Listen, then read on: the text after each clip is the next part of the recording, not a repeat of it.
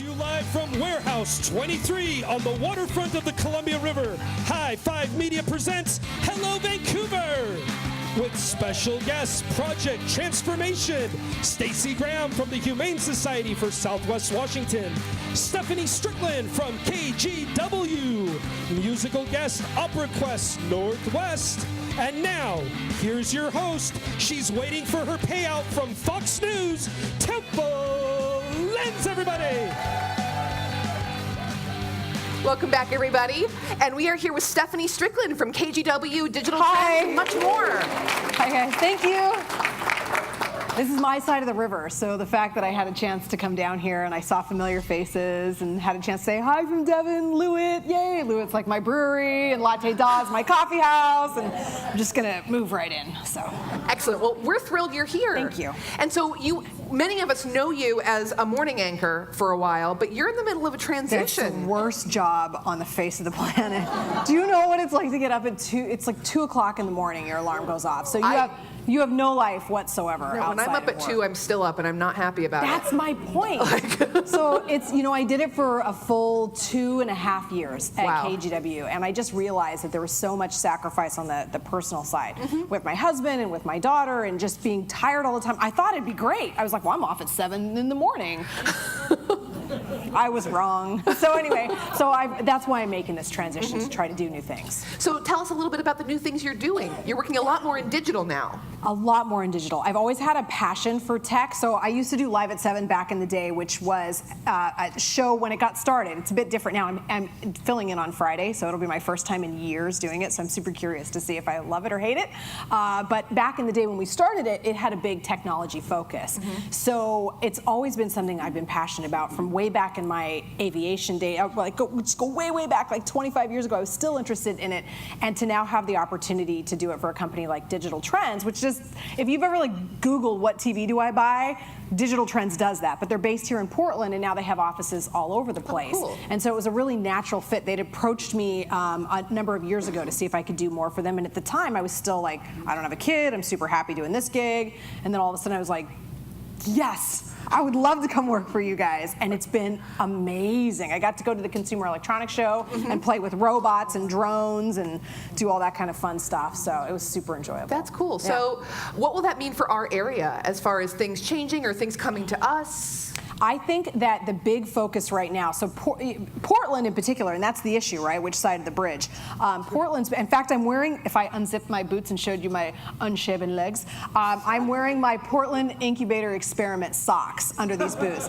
No, for real, PI is the name of it, and the job of it is to bring these amazing high-tech companies into the area and give them the funding and the background that they need to get started. And then we also have big business like Kula Data and places like that, which are, globally based out of Israel, now looking at Portland going, well, you're way better than San Francisco. And that does bleed over to this side of the river. So I think what you'll see is the issue is jobs that you can afford to pay your bills with when housing prices continue to rise and we have some of the issues with traffic and all that. Like, how can you function as a family if you're stuck on that side of the river working and you can't get back home till 7:30 because traffic stinks because we can't figure out the bridge situation. And so you have to pay extra for childcare. You need a job that can afford you to do that. High-tech jobs do that. So that's the part that I think will come to us as a result of this. That's great. Yeah. So speaking about the bridge and the Portland-Vancouver divide. I might have. So as somebody who lived in Vancouver and talking about Portland news, can you validate or verify for me? I'm pretty sure that most Portland news outlets only talk about Vancouver and Clark County when someone has been shot or a trailer's on fire. Is that? So my entire career here, which is now going on 17 years, has been on the Vancouver side of the river. That's where I live. My husband's born and raised here, and my daughter's room is the room he grew up in at his grandparents' house. So it's it's a long time situation. I just got adopted into I am the subsidiary of the old apple tree.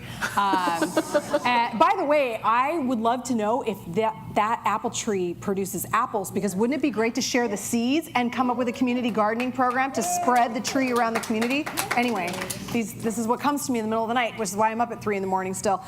So for me, I have, and I'll be honest with you guys, we've had elections where I've sat on the desk, or my task was doing viral, what's trending on social, and I've been like, where are the Clark County results? And I've texted the boss and I've called, and there's a lot of reasons why it doesn't happen, but they're at least working on it, because like half of us at KGW live here. Rod Hill lives here, Carl Click, who's still a good friend of mine, if you guys remember him, he lives here. Kelly Love, who was here tonight. Like, we're all on this side of the river, and it's where is the Clark County coverage that's something above and beyond? Like the fact that I have to follow everyone at the newspaper here to be able to find out what's going on my side of the river is a problem. Now, if I may, it's not KGW's fault. If you could see and understand the sort of pressures that face television news and how much one individual is tasked with doing, it's one of the reasons why I'm like, I'm out. Like I'm physically not capable of carrying that type of load moving forward. So there's only so many bodies to cover so much news, and I think that's why Clark County gets the short shrift. And it was interesting talking with you about that and learning a little bit more about behind the scenes, because I think about growing up watching TV news and kind of watching the anchors and Can I tell you this story really? This girl at Digital Trends, she said, no, but this is good. She came up to me, I'm at Digital Trends now, right? And she's like, hi. Okay, she's not a girl, she's like 25. But she says to me, I've watched you since I was a kid. She's like, you walked into the office today and I told my boss I've got to go talk to Stephanie Stricklen. I was like, oh, I'm so old. Well, yeah, I'm not going to say I was watching you 25 years ago, but because I didn't live here, so I don't know. Yeah. But and we're probably much closer in age than we think. But 43. I'm 43. 41.